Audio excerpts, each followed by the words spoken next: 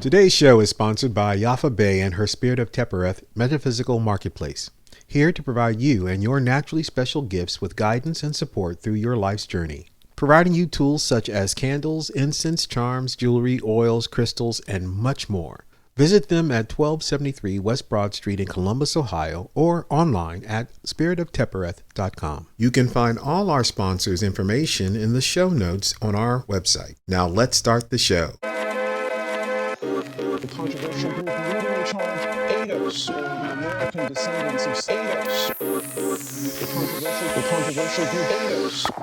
ADOS, or the American Descendants of the controversial group ADOS. ADOS, the American Descendants of the controversial group ADOS. The controversial group ADOS. Welcome to the Articles of ADOS podcast, a weekly show where we bring you undiscussed news, articles, and information important to the American descendants of slavery, our friends, and our allies. This is episode 17. I am your host, Lisa Todd, along with my co-host, Daud Giazan. On today's show, we will share articles from TheRoot.com, Atlanta Black Star, The Intercept, Greg Palast, Investigative Journalism, and Truth in Media. Later in the show, stay tuned for our main event, where we dive into and interview the article entitled, How to Make This Moment the Turning Point for Real Change. Personality. Peace. This week in our personality piece, I'm going to pose a question for our personalities to shine. Okay, what questions do you have for us this week? Turns out I got multiple questions. First question is Black unity fantasy talk? Framing it around most cultures are already divided, and many of us lack the skill or know-how in the art of getting along with other people. Doesn't unity have to be taught? And finally, can a divided people work towards a common goal? This question came to me because I have a friend who is noticing on Twitter a lot of arguing going on with the FBAs and the ADOS and the Africans, and why can't we just all get along? And so I constantly had to remind her, we are divided, we are different, we are not united, whether it's by design or whether or not we lack the capability. So I pose this question to our personalities. Is Black unity fantasy talk, and do we really need it to get things done? Yes and no. That was easy.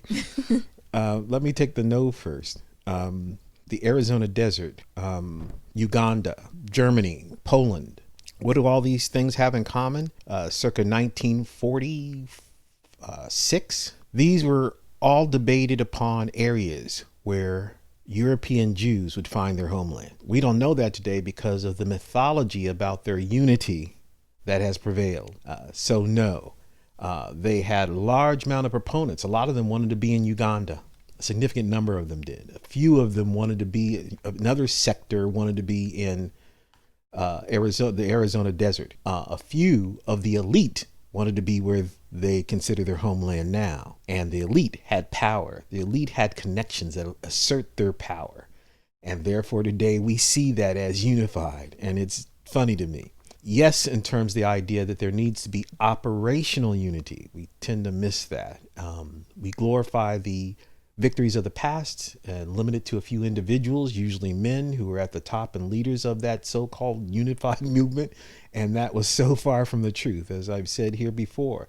In terms of the American population, white, black, and other, only 2% of the American people were actively engaged in this, in what we now know as a civil rights struggle. There was no unity. A lot of people had a disdain for Reverend Dr. Martin Luther King simply because he came from the South. What does that Negro think he's doing telling us what to do up here at North? That was a lot of the attitude about him that we kind of skim over or tend to try to forget in terms of, you know, he championed for justice. And the same for Southern blacks toward Malcolm X. I mean, a lot of this back and forth has always gone on, and therefore that's disunity. We have operational unity when a goal, an idea is achieved and met with a force that has an impact. And therefore, right now, we have the force building in terms of the reparation movement, and it'll take people who are unified. This is the operational unity part, where at some point we're going to tap into power, and it has to be people power that will get that done. Now, is that operational unity or is that operational organization, in the sense that you can still in an organization operational be disunified, like you don't possibly agree on the ways we could get there, but you're still going to support, you're still going to participate, you're still going to show up to the meetings, you're still going to not give up, basically. So can be a little bit of disunification in an operation or organization that has a common goal. Would you? I Would definitely you be able agree. to see that? And so when you're online and you're telling people this just divides us, we are divided. It's something that you're going to have to accept. It's just natural human behavior for us to divide. You do it when you walk into a school lunchroom. We're going to divide people. This is elementary. We're going to move to the corners that we feel most comfortable. We're going to move to the corners where we see commonality with other people. Now, can we work with somebody across the room that is different from us? Yes, we can. We can do that. Can a Republican and Democrat work together? Yes. It's hard to see. No, they're working very well together. Yeah, it's hard to see a lot of times. Can a right wing and a left wing? I don't know. But I don't think we need to get along. No, First, don't. another part of the question was we lack the skill. A lot of us. We just don't know how to get along with people. It's not natural. We don't learn it growing up unless someone teaches us how to do it. They try to in school teach us, is cookie cutter as that is, but we all individuals and we all learn to socialize in our own way. Some of us are really socially awkward as grown folks. So expecting people to get along is not a good expectation. You got to expect that we're not going to get along. You got to expect that we are already divided, and it's natural and it's okay. Can we still work together? And that comes down to, and this is what I love about Tony Yvette, maturity. They've been from begging to directly chastising the body politic collective of Black America to be more mature. We accept celebrity status because that was impinged upon us by white domination, racist media. And we bought the idea that their popularity means they have legitimacy in serious political issues. We're slowly learning that that's a big lie, but we should have already been there if we were mature, politically mature. We're not politically mature. We are, through sports and entertainment, we are very mature. We can talk the particulars. We can talk about the strengths and weaknesses. We can talk about all those other little things that ultimately don't mean diddly to our people.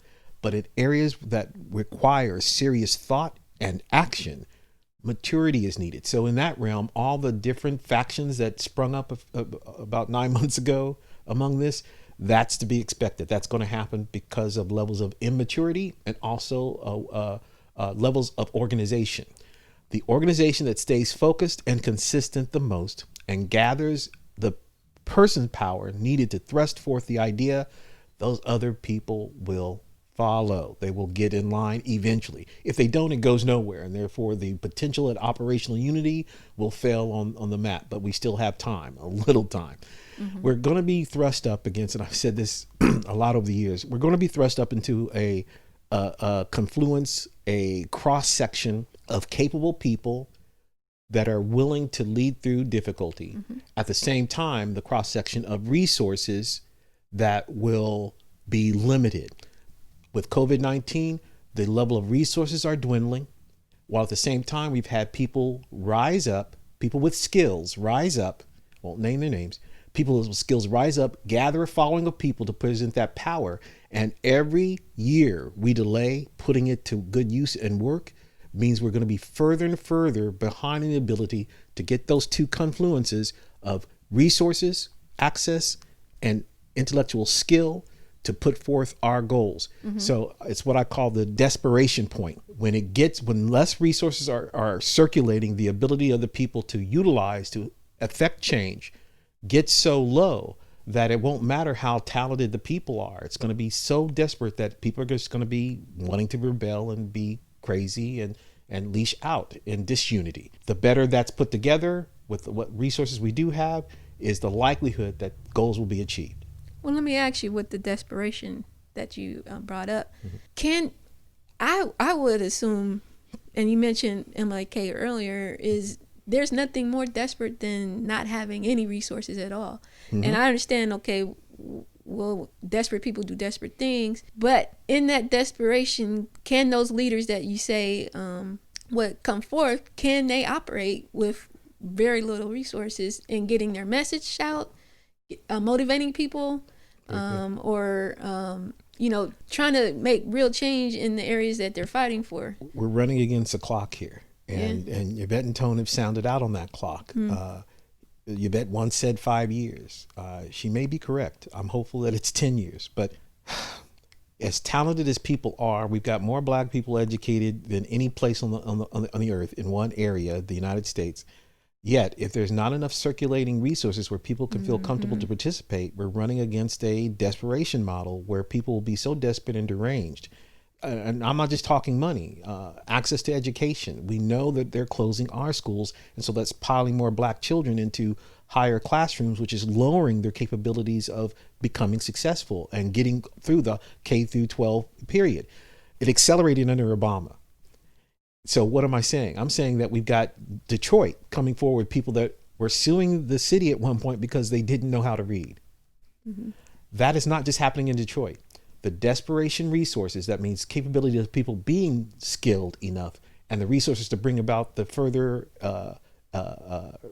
rise of educated and competent, capable organizational types of people to coalesce in a unified fashion is diminishing because the resources are diminishing. Increased school size, I just gave that out. So we're coming up with another crop of young people because we have not affected the change necessary to make sure their skills are capable to be unified. We're increasing the numbers of people that are be able to do that. So we have capable people able to lead and chart out a course, but the vast number of people will be incapable to achieve it because of the lack of their resources that made them physically capable to be someplace, but not mentally and emotionally mature enough to sustain slights, the ways that you were talking about earlier about teaching us need to do those things are learned over time, but we also have a level of maturity to meet with that. Well, maturity is being stunted by the class size growth. Maturity is being stunted by resource allocation omitted from our communities. More desperate families causing dysfunction, all those things happening. The ghetto was made for European Jews so that they would go into nothing, so that they would have dysfunctional families. We just call it the hood, but it's still the place where they have been purposely positioning us to fail emotionally within the context of family. And then I've just outlined what they've done with the schools. Those are desperation modes that are increasing while resources are decreasing. That makes a population less capable of being led or being a part of organizational structures that could help them. And I understand that we are less and less headed towards being able to unify based on all of those reasons. So we are going to have leaders that are able to operate out of that chaos or operate under the fact that, you're getting probably less educated, unsocialized Very good. That's the key. members that are going to argue with you every week, are going to, be naysayers and just not believe in what the vision is. Can you operate in that type of atmosphere? Can you operate knowing that someone that is black and someone that looks like you may be... I'm going to mention something very ugly here. Maybe, what's that? The models is that when things get so desperate, to make sure that things are still successful, people got to get violent. Take South Africa, the criticisms of Winnie Mandela specifically, how hard she had to become because she was fighting a war with a disillusioned people that were under levels of desperation where it was easy to pay off people to give up information and do things. That necklacing thing that went on, that wasn't just for, entertainment. It was to get people in line who were so desperate to ensure that they would not betray the movement. So basically you need a movement with an out-memberless movement. You need a leader movement in the sense of people are going to get so desperate you're not going to be able to lead them, or they're going to be desperate without enough violence. to, Controls of violence. Yes. So are we back to the talented 10th where only only the top of the black people are the ones that's moving the ball forward for Well, us. you're thinking that in terms of national levels as your talent intent. By defect, this system operates as a screening function so that the most talented are co-opted to work for the ends of white domination. My goodness. So we're going to have that talented 10th no matter what we do because of the structure we're in right now. What we are calling for, though, is a talented 10th that is more regional, more local, right? And they're able to coalesce enough to cooperate with the talented 10th who is genuinely doing the benefit of the people. And I'm not just talking talented 10th in terms of wealth value. I'm talking in terms of talent. And Yvette and Tone, this is another reason why I buckle very little on them, because they, without wealth, have been able to galvanize a movement and affect change in the form of getting reparations that's discussed on the national level and the political level. Now that's talent right there. That's talent. And the resources that made them able to do that was the technology growth that compensated for the levels of desperation we were experiencing as a result of the 2008 crash. Okay.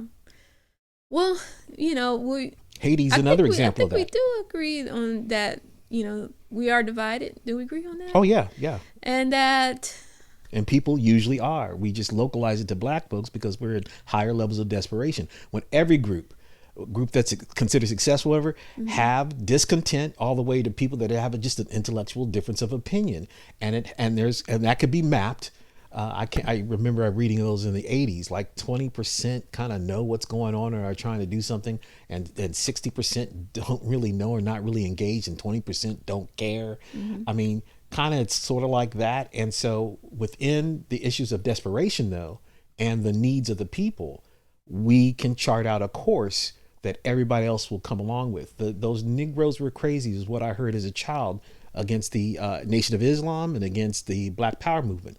But as Malcolm X had said earlier, their potential threat of potential violence from black folks helped to mobilize people's willingness to support MLK. It may work out sort of like that with the protest movements we're seeing today. That will galvanize people enough to present operational unity where effective change will happen. So should it be expected, though? What is that? Unity. Oh, no. Is it unrealistic expectation? It's a mythology we're always told to make us feel bad. Okay. In my humble opinion, because no group that's powerful now got there unified. White elites are white elites. They're separate from common everyday whites that walk around. They don't agree on the same thing. They're not unified. They're unified in terms of how preference is given and their access to wealth is given. Oh, they agree on that, and that helps to unify, give the effect of unification. But, you have the right and left you mentioned earlier. They don't always agree. There's always conflict at some point, but they agree at the end of the day, especially where we are concerned. Okay. Yeah, so think about that when you're shaming people for not getting along with other people with different ideas. Come on. I support them in saying, seek out other people that are like-minded you, and you do put something together that affects change. But just sitting back and complaining it's not productive. To sum it up, my friend's biggest thing that she hates is to see the fighting online. And prior to joining Ada, I probably hated seeing the back and forth as well. And it wasn't until one of our members, Hot Team, explained that it was necessary. It is. And I explained it to it what he had told us, and the way he explained it made sense. It's really the way for you to see, okay, the back and forth shows you who you agree with, who you don't agree with, who you have commonalities with. It shows strengthens your own argument. Right. And it shows you if that's an ally, it's not an ally. It shows you who you can work with. So it's necessary a lot of times for infighting, as a lot of people call it, to occur. So she sees that as being divided, and really it's a natural way to weed out who is committed for you there or not against you, So you learn through that infighting, despite being divided, who you can and cannot work with. And see, it's a beautiful thing. It's like a boxer getting a sparring partner. The sparring partner is to make the boxer who's going to fight the big fight better. That's how I see it. So that big thing that we went through a few months ago, it showed me, the people that jumped ship because of that shows you the people that when it got tough, when white supremacy was going to do what it's going to do, these are people you couldn't have trusted anyway. So it was good that they went. I hear some of them are coming back. But it let you know that when things get tough, they may be the one, because they'll move based on their immaturity. They'll move based on what was popular. That's a lot what that was about. And well, I won't go into particulars on that, but that was a test, a group test as to which arguments hold validity. We now know, especially since they're co-opting a lot of our talking points, and which movement is in the direct interest of the people, because they have not formed any significant push from their end to affect change. They're just talking amongst themselves. I mean, that's my observation. And so that was a good testing ground for in-group, not unity, but in-group determination as to which argument should be thrust forward and that others could join in and make more powerful. I believe it was necessary to have that. And so I wasn't upset with all that infighting, because I know historically that's always taking place. So that's what we have to look forward to right now. We have better defined ourselves because of that happening. And we are also further defining what the stage is. And we're going to be, I sincerely know, we're going to be the ones left standing. The only thing that will ruin that is internal fighting. Catch the fire. If you're ADOS, an ally or friend, we encourage you to connect with a local ADOS chapter and help change your local politics. Our ADOS Ohio chapter in Columbus meets every fourth Sunday of the month. For more information on the time and location, visit adoscolumbus.org. You can also get more information on the ADOS movement, our politics, and the agenda. Please visit ados101.com. This week in ADOS history, we give listeners a chance to know the strides ADOS made despite efforts to keep us bottom cast. From the week of August 1st through the 7th. August 1st, 1619. This is possibly the day that the history of blacks in America begins. However, no one knows for sure the exact day that the ship arrived in Jamestown, Virginia, carrying at least 20 Africans who were sold as indentured servants. There is some authority that the ship arrived in late August. All that appears certain is that the month was August and the year was 1619.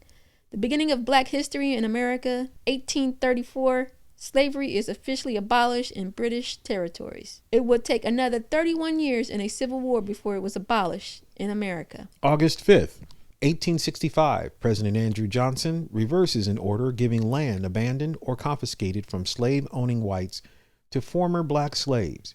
The order, Special Field Order Number 15, had been issued in January by conquering Union Major General William T. Sherman as he and his troops marched through the South. More than 40,000 ex-slaves had received more than 400,000 acres of land in South Carolina, Georgia, and Florida. But after Lincoln was assassinated, Johnson reversed the order and returned the land to whites. Johnson, a Southerner, did much to reverse the policies of Lincoln and stifle progress for blacks. Indeed, an argument can be made that President Johnson had a more negative post-Civil War impact on black progress than any president in American history. Are you busy? Is the news coming so fast you can barely keep up? No worries. The Articles of ADOS podcast is here to help. Hit the subscribe button wherever you're listening right now, and we'll make sure you stay up to date on the news and information that affects you and your ADOS life. In today's Rapid News Reports, we have some articles that you may have missed, all in some way affect you and your ADOS life.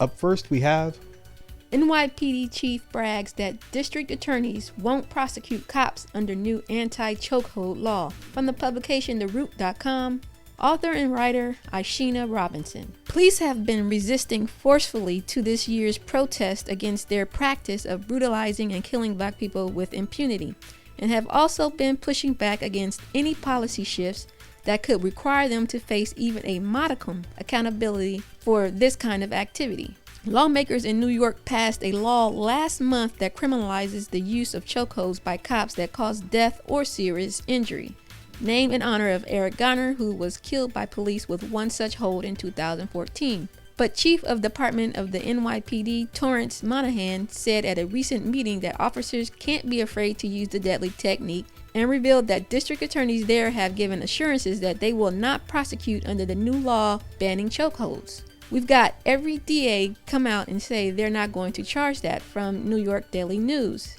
Staten Island District Attorney Michael McMahon declined to comment on Monahan's remarks. The NYPD and the remaining district attorney's offices did not immediately comment Thursday. New York City Councilman Roy Lansman also pointed out that even before the passage of the law in question, chokeholds were already banned by the very department Monahan works in as a chief. I don't know what's worse. A room full of NYPD commanders admitting that up until now no one has taken seriously the department's own patrol guide, or the chief of department telling cops to ignore the law because he thinks district attorneys won't enforce it, said Lansman to New York Daily News. I graded this article good.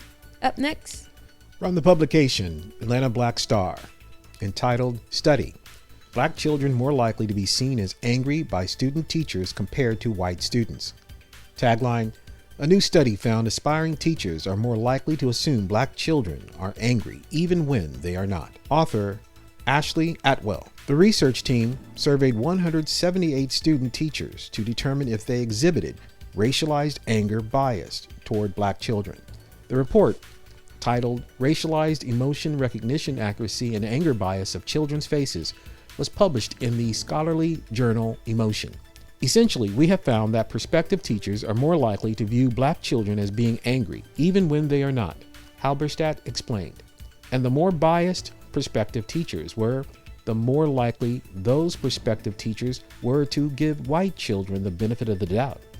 In other words, if the teacher had higher levels of explicit or implicit racial bias, they were a bit more likely to give white kids a free pass.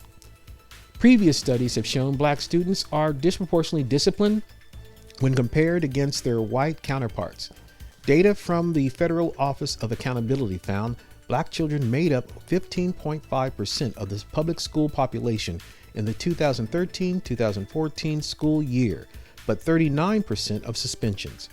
They are also more likely to be arrested at school, sent to in-school suspension, be expelled, and receive corporal punishments in places where it is allowed. A 2017 Georgetown study found adults viewed black girls aged 5 to 14 as less innocent compared to white girls. I graded this report good. Excellent in that it provides further evidence of how blackness in adult or childhood forms are considered a danger to the white collective, especially among those who are supposed to educate black ADOS children. Fair in that it fails to cite or connect other studies which have indicated the same results just like this, such as another study where white college women, also who were education majors, and white police officers were also interviewed. In that study, it was determined that black boys as young as 5 were considered threatening. This article, like the one in Rapid News last episode, should be sounding alarms, not calling for further studies if Black Lives Matter. And next, 5 takeaways from Dr. Sandy Darity's TED Talk on reparations. Tagline: Here are 5 takeaways from Dr. William Sandy Darity's recent TED Talk on reparations, a blueprint for reparations in the U.S. From the publication Moguldom Nation, author and writer Ann Brown. Economist and author William Sandy Darity has long fought for reparations. He has written about it, debated it, and spoken on the hot button issue. Reparations has become an election topic as more and more politicians have been discussing the possibility of reparations for Native Black Americans. Here are 5 takeaways from his TED Talk. Number 1.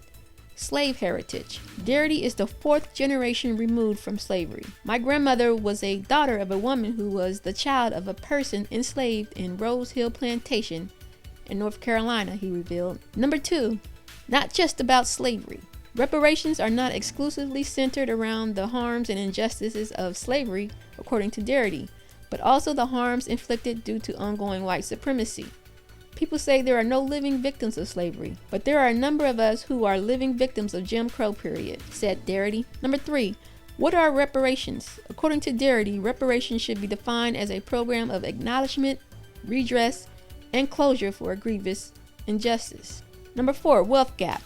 Reparations are needed, said Darity, due to the growing racial wealth gap between Black Americans and whites. And lastly, number 5, why wealth matters. Wealth is a stock concept. It is the difference between the value of what we own and what we owe. It is the net value of our property, Darity explained. Wealth is more significant than income in terms of providing us with economic security and opportunities to fully participate in society.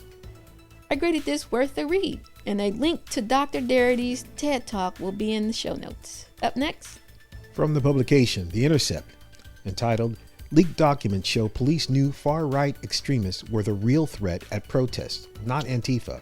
Tagline, An analysis of leaked law enforcement documents reveals an obsession with Antifa despite evidence of threats of violence to police and protesters. Author Ryan Devereaux. While the White House beat the drum for a crackdown on a leaderless movement on the left, law enforcement officers across the country were sharing detailed reports of far-right extremists seeking to attack the protesters and police during the country's historic demonstrations, a trove of newly leaked documents reveals.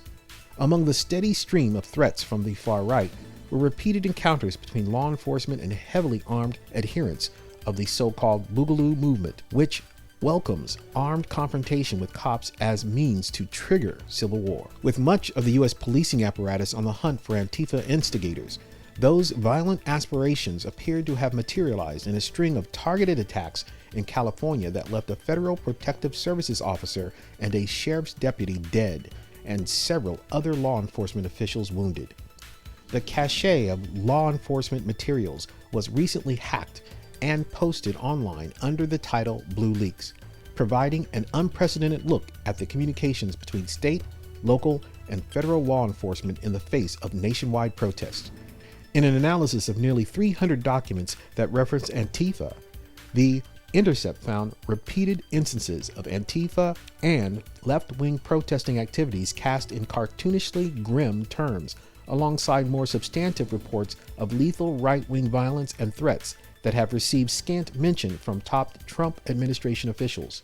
Throughout the documents, you see counterterrorism agencies using extremism so broadly as to mean virtually anything that encompasses dissent. Haina Shamsi, director of the ACLU's National Security Project, told The Intercept there are instances in which people engaging in white supremacist violence get the benefit of the doubt as potential lone offenders, while people of color and those who dissent against government injustice are smeared as threats with guilt by association. I graded this story excellent because this follows up on our episode 11 podcast where Rapid News entitled The GOP's Claim That Antifa is Infiltrating George Floyd Protests is a Right-Wing Boogeyman That Bears All the Hallmarks of a Domestic Disinformation Campaign has been proven correct. Through Blue Leaks by hacktivist group Distributed Denial of Secrets journalists has merely confirmed what we already know about white domination racist institutional violence, as well as how it coordinates to misinformation and unleashes or justifies repression of popular movements in our communities. And next, titled Letter, Numbers Reveal Our Systemic Racism, from the publication Rivertown News, author and writer J.C. Brooks. I wonder what Roseanne Olsen and the many white people she references means when saying they are tired of being spanked in the media for their shortcomings as to African Americans. From the letter, if we come together, change will prevail. I think she might enjoy reading sociologist Robin DiAngelo's trendy book, White Fragility, which explores why white people are often defensive about racism. Consider pre-pandemic Census Bureau data. Median weekly earnings were $922 overall, but only $725 for African Americans. White unemployment was 3.8% compared to 7.5% for blacks. High school dropout rates were 4.6% for whites and 6.5% for blacks. Bachelor degrees were awarded to 21% of whites and 15% of blacks. Poverty rates were 8.8% for non-Hispanic whites versus 22% for blacks. Home ownership rates were 73% for non-Hispanic whites and 42% for blacks. Among non-Hispanic whites, 6.3% lacked health insurance, whereas 10.5% of African Americans were uninsured. The white infant mortality rate was 4.9 deaths per 1,000 births and was 10.7 for black. COVID has exacerbated all the disparities. Redlining, zoning laws, and other filtering systems prevent African Americans from acquiring wealth in the form of housing. Inequality in education prevents African Americans from acquiring human capital wealth in the form of quality education. Restricted wealth services to restrict income. All of these interact with structural inequalities embedded in our healthcare, education, housing, and criminal justice systems. The effects of police violence and racism harm the physical and mental health of African Americans as they stress body and mind. This includes children experiencing rising suicide and mental illness. My little grandchildren are biracial, and they present as African American. It hurts my heart to think of the trauma they will endure. I implore all Americans to work to address systemic inequity and racism. I graded this letter good. And up next, From the publication, Greg Palast, Investigative Journalism. Tagline: the real purpose of the threat of our Twittiat-in-Chief to delay the election is to lay the groundwork for massive challenges of mail-in ballots. From writer Greg Palast and Zach D. Roberts. Officially, 1,913,369 ballots were challenged and thrown away in 2016. That's how Trump stole the last election and how he will steal 2020. They will question your mail-in ballot signature, the color of your ink, and if you put an X instead of filling in the little bubble, they'll junk your ballot. Yes, Donald, the 2020 election will be the most inaccurate and fraudulent election in history because your crew is defrauding voters out of their ballots.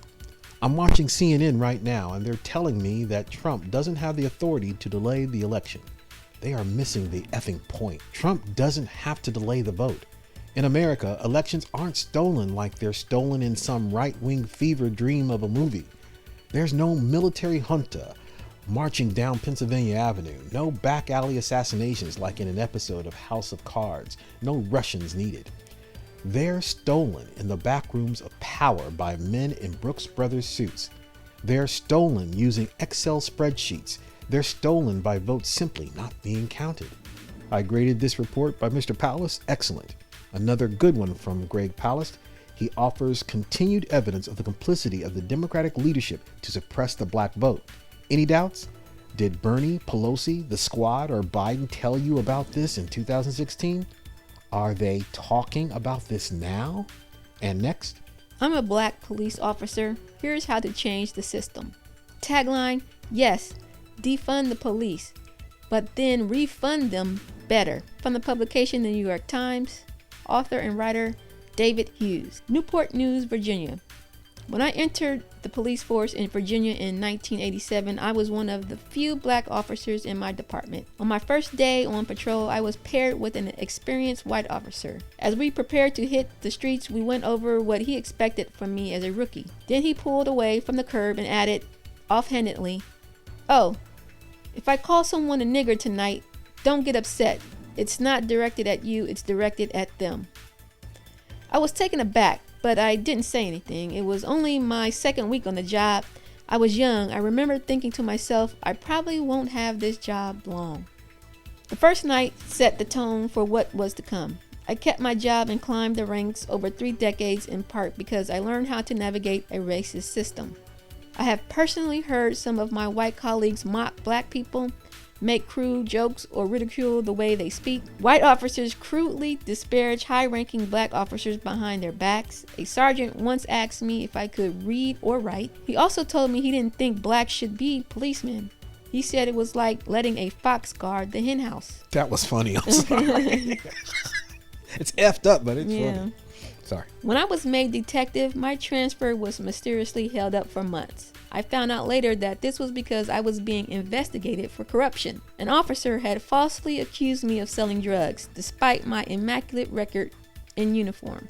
I wasn't surprised. Having witnessed a racist police system from the inside, I understand why people are desperate for change. Some are calling for the dissolution of policing altogether. As a black person, I understand. As a cop, I think that's the wrong answer. I graded this article good. Definitely worth the read. And up next, from the publication Truth in Media, entitled New CDC and WHO Study Proves No Evidence Face Masks Prevent Virus, from writer Ben Swan. So Facebook's so-called fact checkers have struck again, this time claiming that my report, which showed that science proves that wearing a face mask in public does very little, if anything at all, to prevent the spread of a virus, is untrue. They say that report is false. Fake news, they claim, simply because they say the data is old. They didn't refute the data. They just say it's old. Well, guess what? Today, we're going to show you a study that isn't old. In fact, it's not even a year old, not even 6 months old. It's not even 60 days old. Yet it's a study from the CDC and the WHO that proves that face masks don't prevent the spread of a virus. Facebook fact checkers, hold on to your seats. There's a decade worth of studies that show that wearing a face mask in public not only does not protect you from a virus, but in fact, that cloth face masks can put you at risk for becoming sick. They say that story is false. Is it true? It absolutely is true. Study after study shown there is no evidence that face mask mandates will prevent the spread of a virus. There is no evidence that science has been settled. There are studies that claim one way and there are studies that claim the other way, and that's okay. It means that the science is not settled and that we should have a clear and open discussion of these things. There are those who say if I'm forced to wear a face mask, it is bad for my health. I can't have too much CO2 in my system. If I have a pre-existing condition, this isn't healthy for me. There are concerns for people with cancer who have to wear face masks. There are for lots of groups in America who say I don't want to be forced to wear a face mask because the science is not settled here. For Facebook to pretend that it is, and for those who are in authority to pretend that it is, without acknowledging that there is a difference in terms of interpretation of studies, there is a difference in what these studies are finding. Without recognizing that, in short, it means that this debate is absolutely not about science, and it's not about health. It is about compliance. I graded this story excellent. A must view of this report. I purposely did not share the specific studies as I did when I reported on this last episode. Please view this report to find out what the studies indicate. Get informed, ask questions, demand answers. I know Black people on Facebook who have been put in Facebook jail, locked out of their accounts for months, merely for confronting white domination racists there. For you to allow Facebook fact checkers to get away with claiming a report is too old without providing a counter evidence-based argument as a reason that report must be banned is ludicrous for you not to complain about. Ask yourselves, are you just being compliant? And that's it for this week's Rapid News. All articles featured will be posted in our Facebook group and in the show notes on our website. Time now for the main event. In this week's main event, we will interview the article from the publication Medium entitled How to Make This Moment the Turning Point for Real Change by writer Barack Hussein Obama. I will ask the questions. Lisa will give the answers. Welcome, Mr. President. Hope all has been well with you, your family, most of all, your activism since the end of your presidency.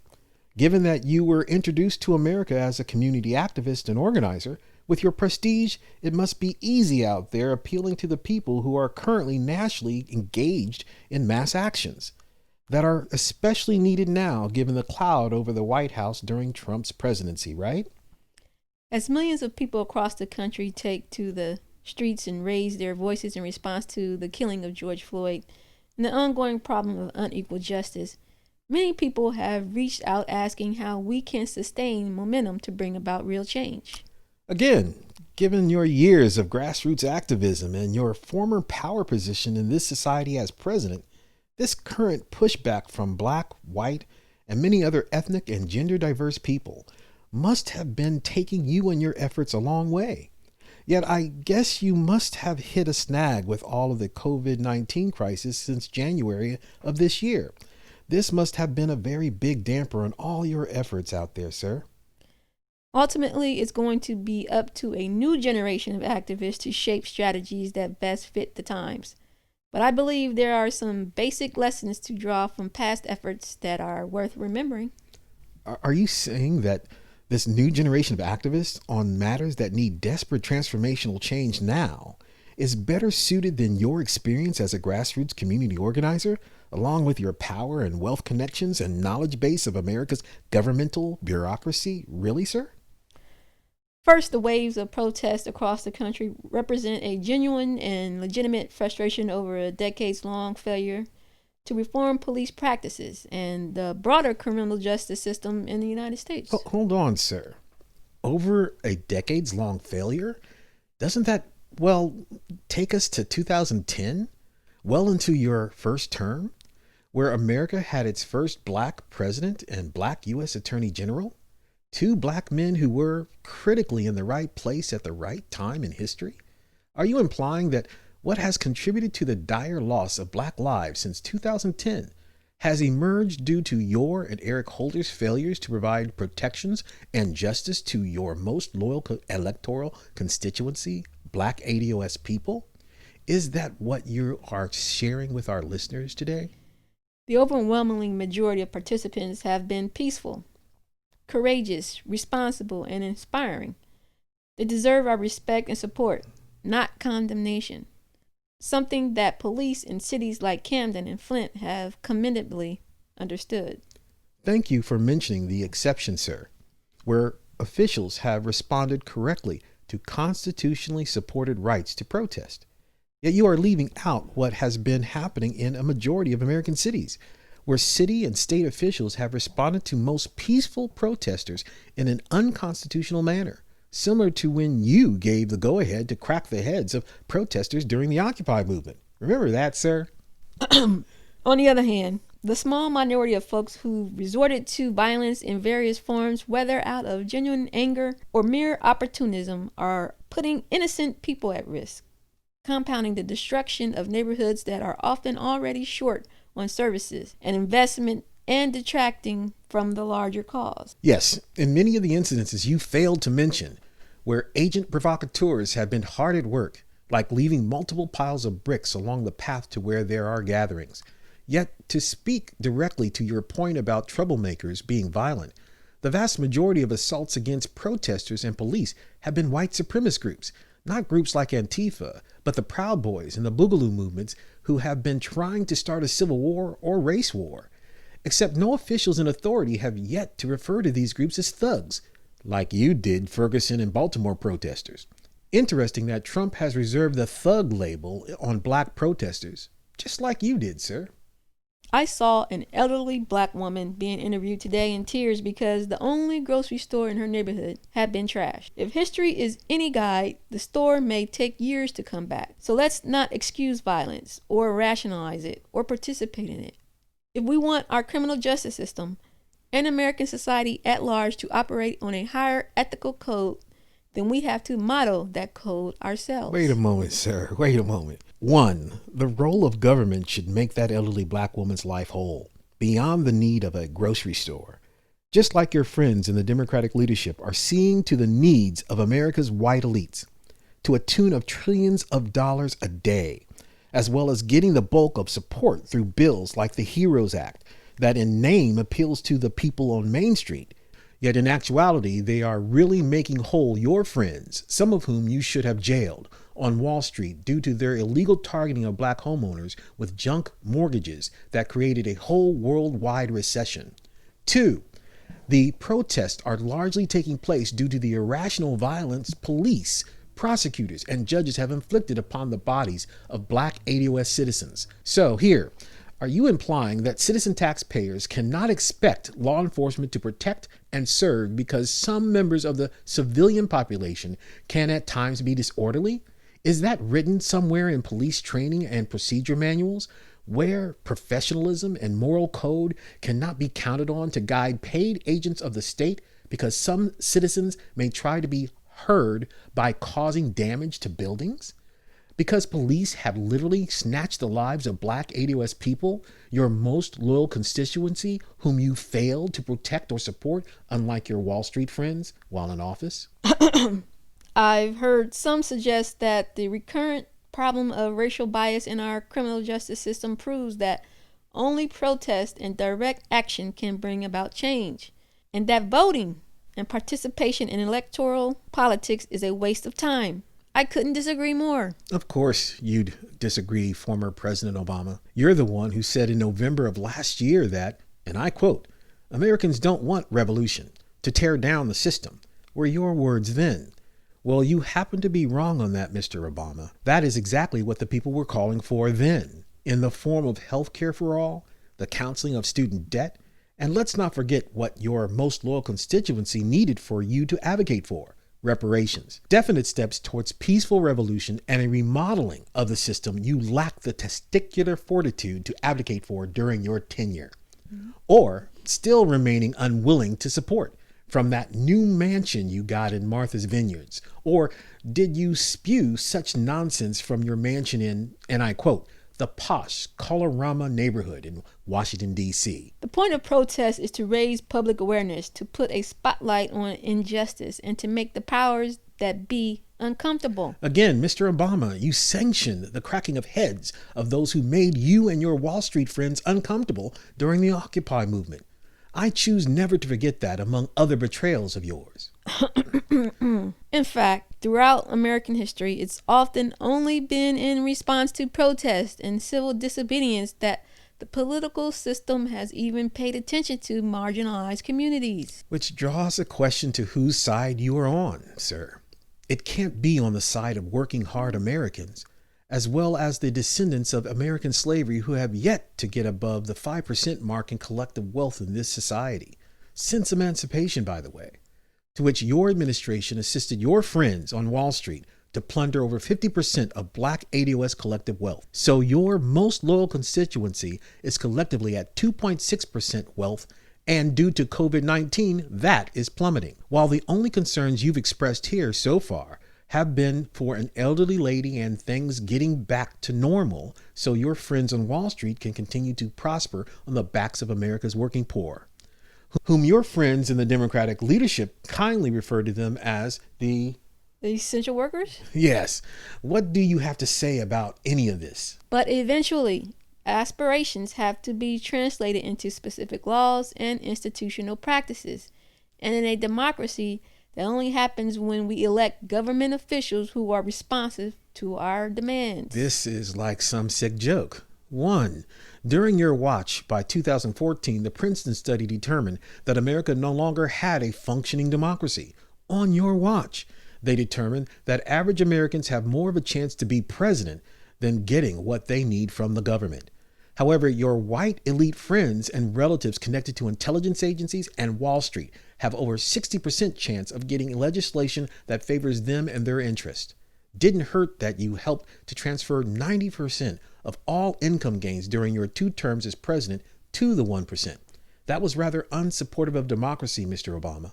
While you were president, your vision of government was not in line with the people or in any way which supported democracy. Do you have a response? Moreover, it's important for us to understand which levels of government have the biggest impact on our criminal justice system and police practices. When we think about politics, a lot of us focus only on the presidency and the federal government. And yes, we should be fighting to make sure that we have a president, a Congress, a U.S. Justice Department, and a federal judiciary that actually recognizes the ongoing corrosive role that racism plays in our society and want to do something about it. But the elected officials who matter most in reforming police departments and the criminal justice system work at the state and local levels. Well, I noticed that slight shield for Mr. Biden, but I'll continue. What did you and the Democratic leadership fight for so that all that could have been accomplished by now? Or are you going to now do what your still delusional supporters do when they claim that you were hampered by Republicans? At the same time, I know something that your hardcore supporters don't know. You considered your own policies, the policies you most cared about and advocated for, moderate Republican. Isn't that true, Mr. Obama? In an interview about a year into the Great Recession, you admitted that your policies were Republican. Did you even admit any of this when you were in front of black ADOS crowds, telling us to stop complaining or fabricating the white myth of black men being absent from their children's lives?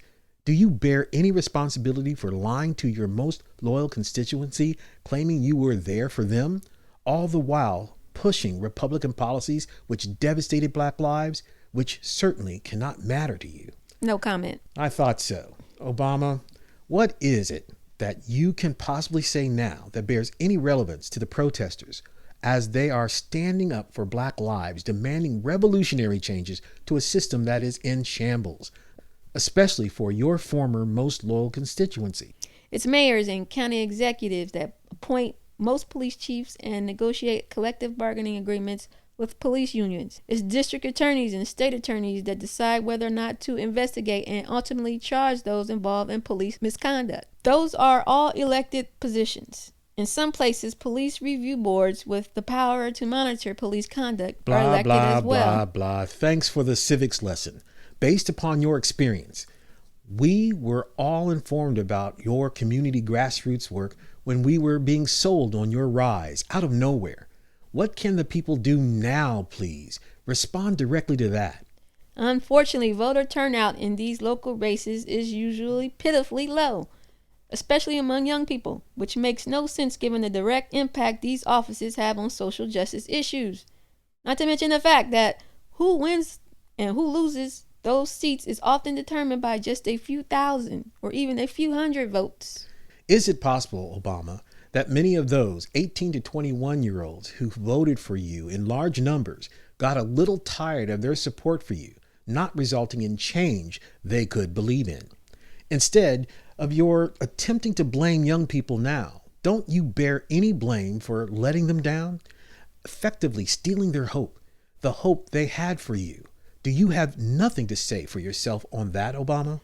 So the bottom line is this: if we want to bring about real change, then the choice isn't between protest and politics. We have to do both. We have to mobilize to raise awareness, and we have to organize and cast our ballots to make sure that we elect candidates who will act on reform. Regarding voter suppression, that you seem to be discounting here, were you aware that voter suppression grew mightily during your tenure in office? What did you do? I should say, what did you try to do about that, given how Republicans were so obstructionist on your Republican policies? Where is the record of your attempts to stop their multiple attempts to suppress the black vote in America? I'll answer that myself. According to investigative journalist Greg Palast, isn't it true that Democrats allow Republicans to suppress the votes, especially as they regard national elections and black ADOS people? According to Mr. Palast, Democrats allow this because during primaries and local elections, this ensures lower black turnout, which further ensures that polls will not lean too heavily to the left, which black ADOS are historically known for doing. Would you like to address this evil alliance the right and left wing of white domination racism engage in to ensure Republican wins in the country are maintained domestically, as well as in terms of American foreign policy is concerned? I have no comment. As per your usual, you continue to disappoint, Barry. At least you are not peppering your responses with your predictable platitudes. Do you have any last comments you'd like to make at this time? Finally, the more specific we can make demands for criminal justice and police reform, the harder it will be for elected officials to just offer lip service to the cause and then fall back into business as usual once protests have gone away. Well, doesn't that sound eerily familiar to how you acted after the Occupy movement? That you helped to demolish and even possessed a kill list of some of their members? Excuse me, proceed. The content of that reform agenda will be different for various communities. A big city may need one set of reforms, a rural community may need another. Some agencies will require wholesale rehabilitation. Others should make minor improvements. Every law enforcement agency should have clear policies, including an independent body that conducts investigation of alleged misconduct. Tailoring reforms for each community will require local activists and organizations to do their research and educate fellow citizens in their community What strategies work best? I'm absolutely going to be sick. More generalizations on how civics should be on the matter of repeated black ADOS deaths at the hands of KKK cops gets only a civics lessons on how things should be. No talk about KKK cop accountability, prosecutor accountability when KKK cops are not charged. Funny, Barry, how a few KKK cops have been charged as a direct response to the protest, not the bureaucracy lesson you are attempting to be giving now. Can you try any harder to foster the people into complacency and reliance on a system that still offers free labor, slave incentives for corporations who could not afford to go overseas like the big guys and exploit labor abroad? But as a starting point, here's a report and toolkit developed by the Leadership Conference on Civil and Human Rights and based on the work of the Task Force on 21st Century Policing that I formed when I was in the White House. And if you're interested in taking concrete action, we've also created a dedicated site at the Obama Foundation to aggregate and direct you to useful resources and organizations who've been fighting the good fight at the local and national levels for years. Barry, the people don't need a website and a research assignment from you. They expect for you to be a leader. I know they are not going to get that from you. Jimmy Carter has had heart conditions and cancer, and at advanced age, he still outdoes you on that score. Is there anything else you'd like to say in order to lull the public into inactivity? Please wrap it up. I recognize that these past few months have been hard and dispiriting, that the fear, sorrow, uncertainty, and hardship of a pandemic have been compounded by tragic reminders that prejudice and inequality still shape so much of American life. But watching the heightened activism of young people in recent weeks of every race and every station makes me hopeful. Yeah, despite the likes of you, Barry. If going forward we can channel our justifiable anger into peaceful, sustained, and effective action, then this moment can be a real turning point in our nation's long journey to live up to our highest ideals. Let's get to it. I just knew you'd had to come through on some platitudes after all, didn't you? Oh, forget it. Well, that completes this interview, listeners. You can read this full article on our website and this week's show notes. Coming up, we have the commentary on this article. Did we like it? Did we hate it? Stay tuned. We want to take the time to give our friends and listeners a shout out. Thank you for clicking that subscribe button and for liking and sharing the podcast. You can also continue supporting the show by joining our Patreon, where you can receive exclusive content and promotional items for as little as $3 a month. Sponsoring the show will ensure that we can continue to bring you the news and information important to your ADOS life. So head on over and join us at patreon.com/articles of ADOS.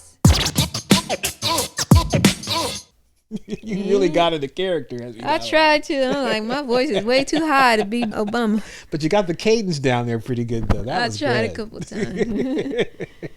So what do we think of Mr. Obama's article? Hated it. Yeah, it's nothing he would have said different if he was still president. Nothing. Really? Yeah. You're right. Nothing new, nothing remotely motivating to continue to do the work that you wanted to do out here. Nothing other than to remember to vote and vote locally. And voting matters. And you're bad because things would be better if you'd just been out there voting. I mean, that was kind of what he was getting across as well. And that's really a shame with the people that had such faith in him. In true Obama fashion, everything he says and does comes with criticism. So, of course, he sees that we have a right to protest, but he doesn't like how some of us protest, whether that's violently or whether that's non-quietly and peacefully.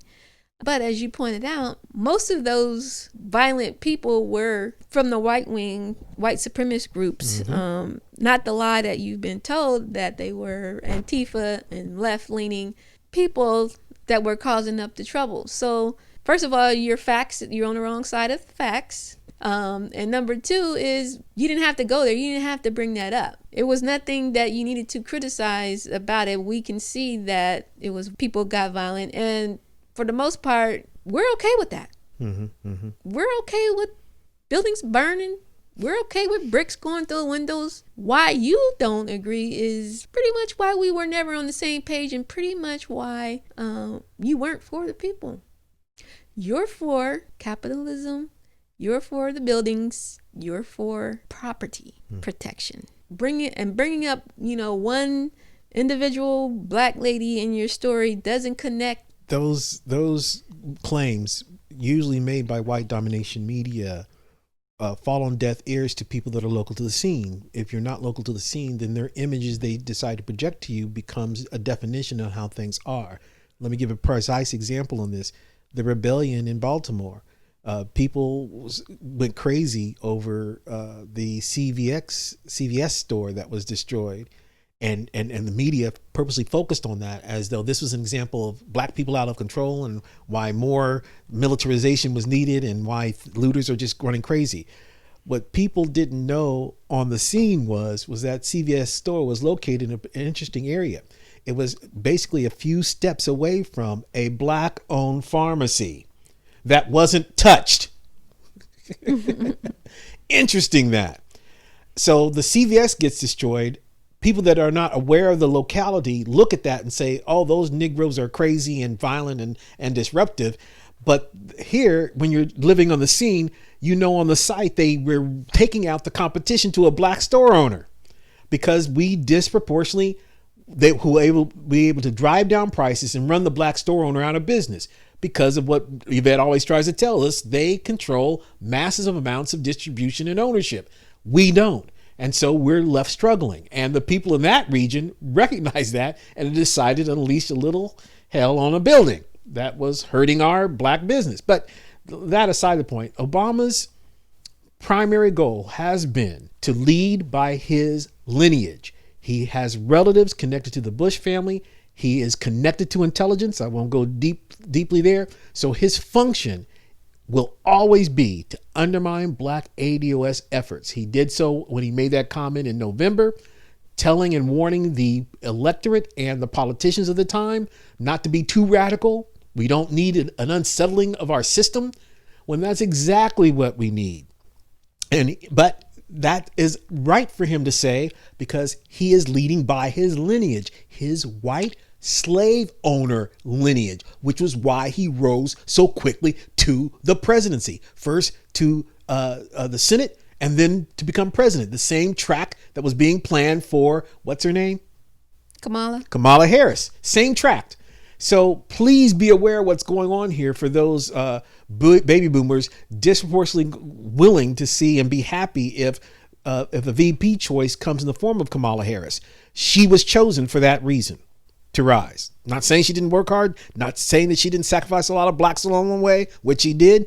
I'm just saying that's what his role is, what their role is, and why they have been propped up. So here he is doing what he's supposed to do. He's saying that he's speaking for people, the protesters, and he gives the language for that.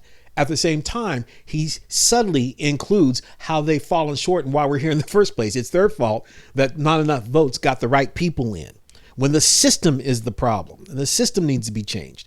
And the same time, he followed up prior to this letter he wrote in June. He was basically decrying what was actively happening among protesters, calling it all, violence and inappropriateness. Now he softened that language further to a new nuanced approach to make the protester feel he's in your camp. But eventually we're going to have to deal with the politics. And when we have to deal with the politics, we got to follow rules. We got to wait on elections, and we got to foment the right people in the right place. He knows that people lose the energy for that over time. What they have the energy for now is what is working. They put pressure to bear on the system of people that are in position to make decisions. So a few police officers did get prosecuted. What we need therefore, is a system response to that, to the needs of the people, not the interests of lineage-prone Barack Obama. A lot of things that you brought up that he failed to do while he was in office. Big time. And he himself admitted to that, this goes back 10 years, this police misconduct, and somebody should have did something about it. He did. He had a beer fest. Yeah, somebody should have done something. You, the president, and your top cop, Eric Holder, should have addressed this with a more serious systemic change across the nation at a federal level. If Dwight D. Eisenhower could do it in 1959, there's no reason why Barack Hussein Obama, as well as Eric Holder, could have fashioned troops if necessary to secure Baltimore, to secure Ferguson from the tyranny of a militarized police force. The reality is they condone those actions because they led by their lineage, which has nothing to do with ADOS lineage. Mm-hmm. Obama is the wet towel on the fire. Literally, very good. He anything that you're trying to do to spark fire in your movement under these people's britches, he's there to put that fire out or redirect it. Redirect it to what? Voting. Yeah, voting, right. Something that won't be a danger to the power elite. Exactly. Yeah. So, and then he's directing you to the voting, knowing he did nothing to secure the vote. He did nothing to protect your rights to vote. He did nothing. He worked in unison with the Republicans to continue to suppress your vote. Exactly. Simply by not doing things to throw their attempts at undermining our vote. And again, as Greg Palast has done the work, it's just not acknowledged among mainstream press for the obvious reasons. Democrats have either looked the other way, or in some instances he's documented, they've cooperated in suppressing the black vote because we're too left leaning, and we could potentially get people in there that won't follow the Republican line of business first, business needs first, business interests first. That means white elite interests first. The gentrification we're experiencing at a local level, we just helped to put someone in who's a Republican because she kissed our ring, willing to do what's right for black ADOS people here locally, taking the place of a Democrat who was in that position that was helping to foster gentrification of local neighborhoods, period. That was his function. Mm-hmm. So so there's no affinity we should have automatically to Democrats. We already know this. But the reality is majority of us don't realize how deep this rabbit hole goes in terms of the complicity and outright cooperation and operational unity among whites in either the Republican end of white supremacy or the Democratic end of white supremacy to cooperate together to reach certain objectives nationally, internationally, and locally. To bring it to a close, I'm going to have to agree with you. I hated this article. Hated it. I just, it didn't speak to me. It didn't speak for me, and it didn't speak for the people and where we are today. And once again, he's proven that his inability to connect with ADOS is, I don't want to say his biggest downfall or his biggest fraud that he played on us, but I'm going to go ahead and say that it shows his biggest fraud, that he can't connect with us, he don't understand us, and he thinks that by quelling our fight, we're actually the ones that will fight. I don't know about anybody else. Well, we're seeing allies now, but we'll do more than he will do, and that's talk a bunch of hot. He frustrates me. All right, any last words on Barry? No, I'm done. Well, that's it for today's commentary on this article that we both hated. Stay tuned for next week's main event. I'm sure you'll love it. All right, that's it. Okay. Great interview. You liked it? Yeah. There you have it, family. Another week, another show. Thanks for joining us on the Articles of ADOS podcast. Make sure to visit our website, articlesofados.com, where you can join our mailing list, see the show notes for today's episode, and to leave us a voice message to be featured on the show. Now that you're family, we'd love it if you'd like our Facebook page and join our private Articles of ADOS group. This is where you can connect with other listeners, give feedback, and share articles you would like us to discuss. If you have any questions, comments, or feedback, send us an email to listeners@articlesofados.com. Be sure to tune in next Thursday for a new episode of Undiscussed News you may have missed. Until next time, family, stay safe, stay strong. Peace.